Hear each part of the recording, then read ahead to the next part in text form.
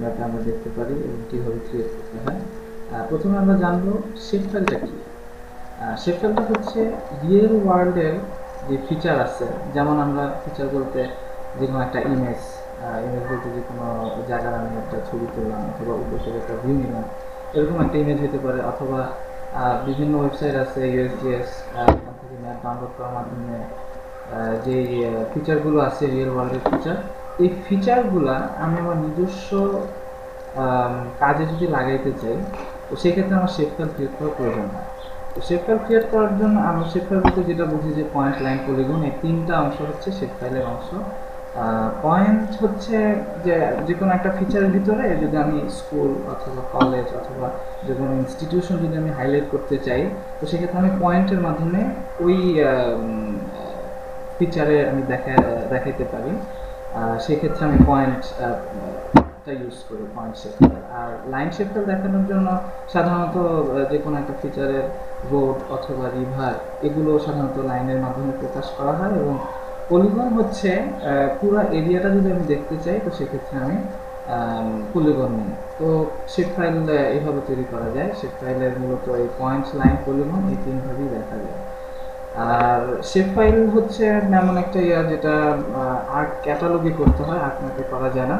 তো আর্ট ম্যাপের এখন বর্তমান ভার্সনগুলোতে উইন্ডো থাকে আর্ট ক্যাটালগে। তো সেক্ষেত্রে আমি আর্ট ক্যাটালগ উইন্ডোটা ওপেন করা হলে, তো সেক্ষেত্রে আমি ওইখান থেকেও আমি শেপ ফাইল করতে পারি।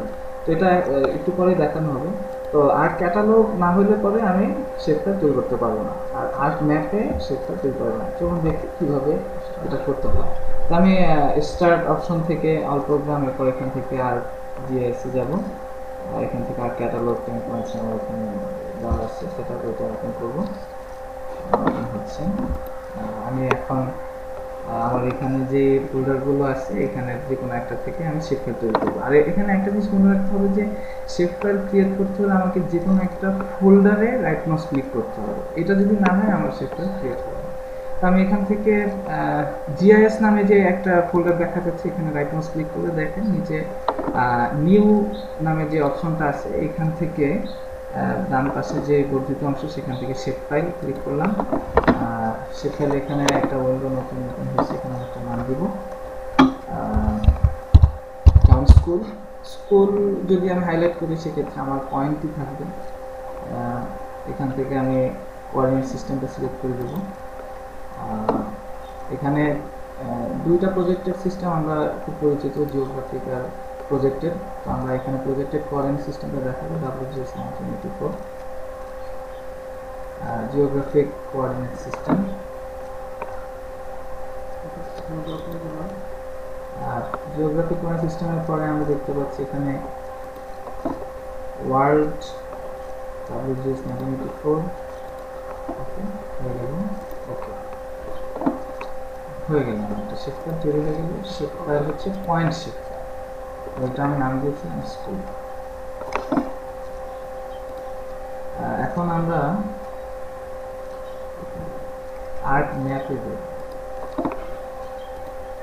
এখন আরজিএসে ক্লিক করার পরে এই আর্ট ম্যাপ সেটা আপনি করবেন।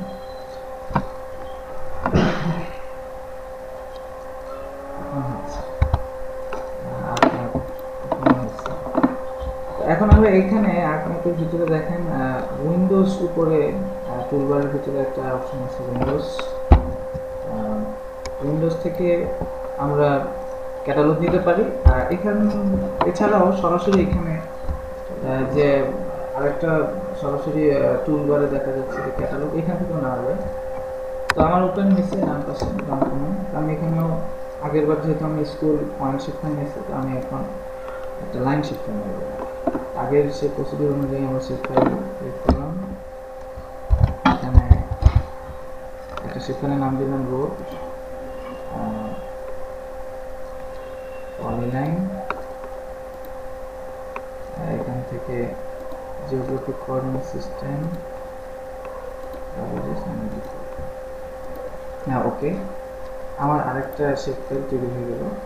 তো আমরা যেটা দেখতে পেলাম সেটা হলো যে আমাদের শেপ ফাইল তৈরি করতে হয় ক্যাটালগ থেকেই তৈরি করতে হবে। আমি আগে যেটা দেখছি যে সরাসরি আর্ট ক্যাটালগ ওপেন করে ওখান থেকে আমি শেপ ফাইল তৈরি করছি, আর এখন যেটা দেখলাম সেটা আর্ট ম্যাপে থেকেই উইন্ডোর মাধ্যমে ক্যাটালগ ওপেন করে তারপর এখান থেকে একটা শেপ ফাইল তৈরি করলাম।